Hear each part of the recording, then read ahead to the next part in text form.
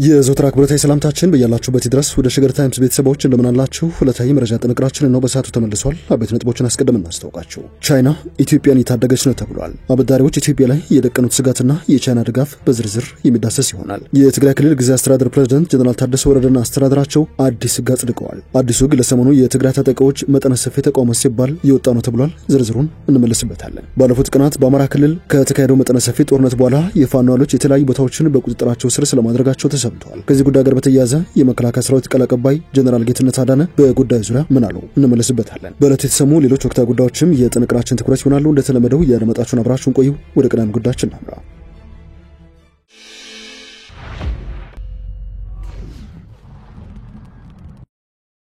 ቻይና ኢትዮጵያን እየታደገች ነው ተብሏል። ቦንድ ገዝተው ለኢትዮጵያ ገንዘብ ያበደሩ ኢትዮጵያ ላይ የደቀኑት ስጋትና የቻይና ድጋፍ ምን ይመስላል? ተከታዩ ዜና ዝርዝር መረጃ ይዟል። ከሰሞኑ ከኢትዮጵያ ጋር ያለ ስምምነት የተለያዩት የ1 ቢሊዮን ዶላር አበዳሪዎች ህጋዊ አማራጭ ሊከተሉ እንደሚችሉ አስጠንቀው ነበር። ገንዘብ ሚኒስቴር ለቀናት በቆየው ንግግር መሻሻል መታየቱን ገልጾ የነበረ ቢሆንም የአበዳሪዎቹ ኮሚቴ ግን ድርድሩ ፍሬ አልባ ደረጃ ላይ በመድረሱ ህጋዊ አማራጭ ሊከተሉ እንደሚችሉ አስጠንቅቀውም ነበር። ገንዘብ ሚኒስቴር የብድሩን አከፋፈል ሁኔታ ለማስተካከል ሲካሄድ የቆየው ድርድር ያለ ስምምነት መጠናቀቁንም ይፋ አድርጎ ነበር። ቻይና ግን የዳሸገሸግ እንዲደረግ ከኢትዮጵያ መንግስት ጋር የመግባቢያ ስምምነት ፈርማለች። ይህ ኢትዮጵያ ከቻይና የገንዘብ ተቋማትና አበዳሪዎች ጋር የምታደርገውን ግንኙነት የበለጠ እንድታሳድግ የሚያደርጋትና ወደፊት የሚያራምዳት ጉልህ እርምጃ እንደሆነ እየተሰማ ይገኛል። በኢትዮጵያና በቻይና መካከል የተፈረመው የመግባቢያ ሰነዱ እነዚህን ድርድሮች በማመቻቸት የኢትዮጵያን ዕዳ ጫና ለማቃለል ብቻ ሳይሆን ወደፊትም አዳዲስ የትብብርና የጋራ እድገት እድሎችን ለመፍጠር ያለመ ነው ተብሏል። ስመጥር አበዳሪዎችን የያዘው ኮሚቴ እንዳስታወቀው ከሆነ በቡድን አበዳሪ ሀገራት የጋራ ማዕቀፍ መርህ መሰረት የግል አበዳሪዎች የዕዳ ሽግሽግ እንዲደረግ መፈለጉን ጠቅሶ ኢትዮጵያ ላይ ከሩብ የሚያንስ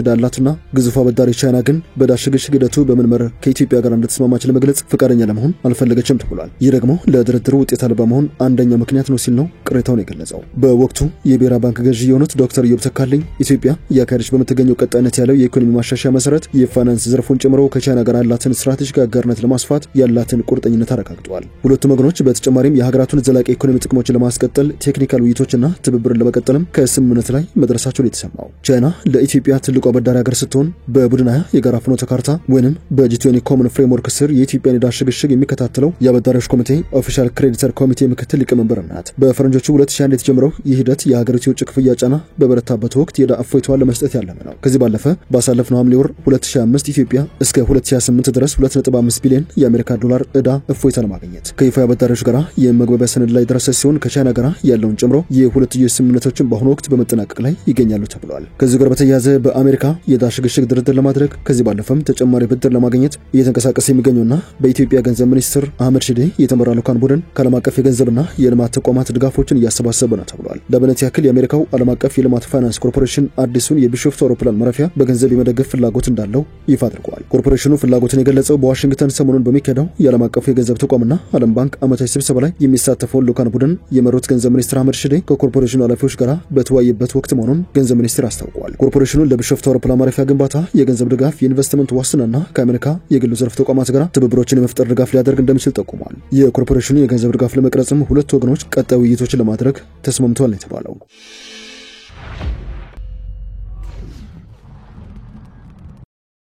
ወደ ጥንቅራችን ሌላኛው ጉዳይ እናምራ። ስለ አማራ ክልሉ ሰሞንኛ ጦርነት ከወደ ፋኖ ኃይሎች የተሰማው መረጃ ምን ይመስላል? የመከላከያ ሚኒስቴር ህዝብ ግንኙነት ኃላፊ የሆኑት ብርጋዴር ጀነራል ጌትነት አዳነስ በጉዳዩ ዙሪያ ምን አሉ?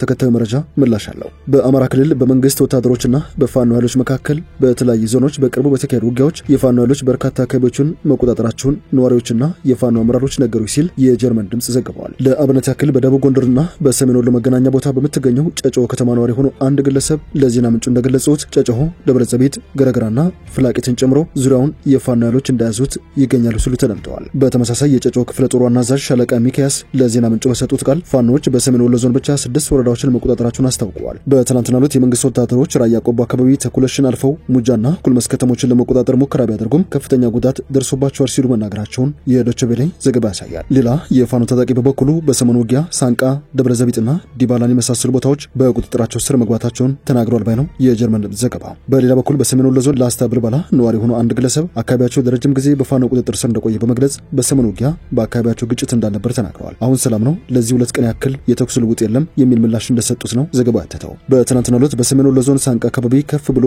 በቅሎ ማነቂያ በሚባል ቦታ ውጊያ እንደነበረ ዘገባው አመላክቷል። የመከላከያ ሰራዊት ቃል አቀባይ የሆኑት ብርጋዴር ጀነራል ጌትነት አዳነ ስለ ሁኔታው ሲጠየቁ ከመንግስት ኮሙኒኬሽን በኩል መረጃው ካልመጣ በስተቀር በጉዳዩ ዙሪያ መልስ መስጠት እንደማይችሉ ለዜና አውታሩ አስታውቀዋል። በኮሙኒኬሽን ጉዳዮች አገልግሎት ሚኒስትር ዴኤታ አቶ ከበደ ዲሳሳ በበኩላቸው ጽንፈኛ ሲሉ የገለጹት ኃይል ትንኮሳ ከመፈጸም ውጪ በየቦታው የመዋጋት አቅም የለውም ማለታቸውን ለመረዳት ተችሏል። ዶይቼ ቬለ እንደዘገበው በፋኖ ታጣቂዎች ተያዙ ስለተባሉ አካባቢዎችም ሆነ በሰሞነኛው ውጊያ ስለተከሰቱ ጉዳዮች ከገለልተኛ ወገን ማረጋገጫም ሆነ ማስተባበያ ማግኘት አልተቻለም። የኢትዮጵያ ውጭ ጉዳይ ሚኒስቴር የኤርትራ መንግስትና ህወሓት መስከረም ወር በአማራ ክልል ወልዲያ ከተማ ለመያዝ በፋኖ ታጣቂዎች በተካሄደው ጥቃት ተሳትፈዋል ሲል ለተባበሩት መንግስታት ድርጅት በጻፈው ደብዳቤ መወንጀሉ ይታወሳል። የውጭ ጉዳይ ሚኒስትሩ ዶክተር ጌዲዮን ጢሞቴዎስ የተባበሩት መንግስታት ድርጅት ዋና ጸሐፊ ለሆኑት አንቶኒዮ ጉተሬሽ መስከረም 22 ቀን 2018 በጻፉት ደብዳቤ የህወሓት አዛዦችና ተዋጊዎች በዘመቻው ውስጥ በቀጥታ ተሳትፈዋል ሲል ገልጸው ነበር። ጽምዶ በተሰኘ አዲስ ጥምረት ስር ኢትዮጵያ ለመውጋት እየሰሩ ነው ሲልም ከሰዋል። የኢትዮጵያ መከላከያ ሰራዊት የመከላከል አቋም እንደያዘና ከፍተኛ የትዕግስት እርምጃ እንደወሰደ የጠቀሰ ሲሆን ያም ሆኖ ግን የትዕግስት ገደብ የሌለው አለመሆኑን ነው ያስጠነቀቀው። ከሰሞኑ በበርካታ የትግራይ ክልል አካባቢዎች መጠነ ሰፊ ተቃውሞ የደረሰባቸው ጀነራል ታደሰ ወረደና አስተዳደራቸው አዲስ ህግ አጽድቀዋል። ህጉ ለሰሞኑ የትግራይ ታጣቂዎች ተቃውሞ ሲባል የወጣ ነውም ተብሏል። የትግራይ ክልል ግዛት አስተዳደር የህወሓት ወታደሮችን የኢኮኖሚ ችግር ለመፍታት ያለመ አዲስ አዋጅ ነው ያጸደቀው። በክልሉ ግዛት አስተዳደር ካቢኔ የጸደቀው አዲሱ ህግ የትግራይ አባላትን ጥቅምና የኢኮኖሚ ጥያቄ የሚያረጋግጥ ነው ተብሎ ተነግሮለታል። የግዛት አስተዳደሩ ካቢኔ በትናንትናው ዕለት በሰጠው መግለጫ በመሰረታዊ ፍላጎቶች፣ በህክምና፣ በመኖሪያ ቤቶች፣ በመንግስታዊና መንግስታዊ ባልሆኑ መስሪያ ቤቶች የተሻለ አገልግሎት፣ ትምህርትና ስልጠና እንደዚሁም ሌሎች ተያያዥ ጉዳዮችን በሚመለከት የቀረበውን አዋጅ ሙሉ በሙሉ ማጽደቁን በፕሬዝዳንቱ ጽህፈት ቤት በኩል ባወጣው አዲስ መግለጫ አስታውቋል። የፕሬዝዳንቱ ጽህፈት ቤት እንደገለጸው አዲስ የጸደቀው ህግ በካቢኔ ከመጽደቁ በፊት ከባለድርሻ አካላት ጋር ተከታታይ የውይይትና የግምገማ ደረጃዎችን አልፎ የመጣ ነው ብለዋል።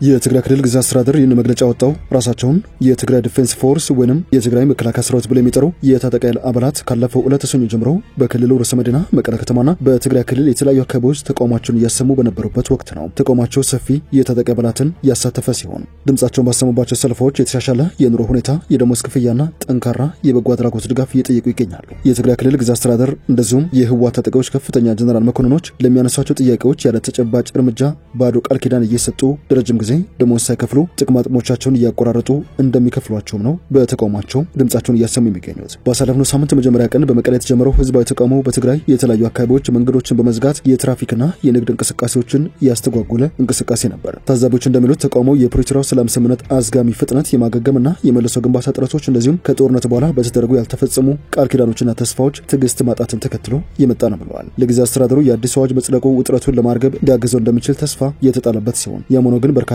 የመንግስት ታማኝነት በፍጥነትና በሚታይ እርምጃ ላይ የተመሰረተ መሆን አለበት ሲሉ እየሞገቱ ይገኛሉ።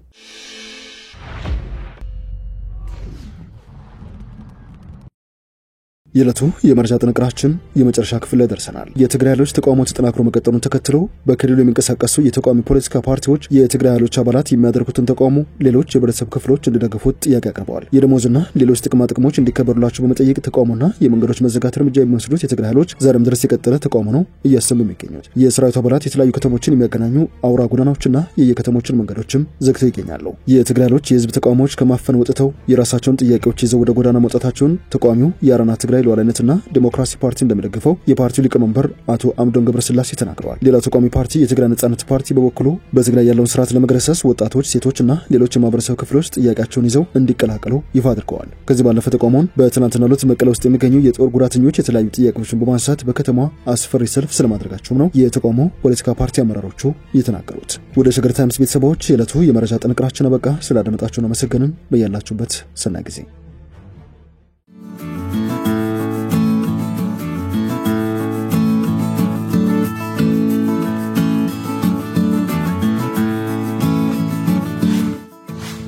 ሸገር ታይምስ ሚዲያን ሰብስክራይብ በማድረግና ደወሉን በመጫን ይከተሉን።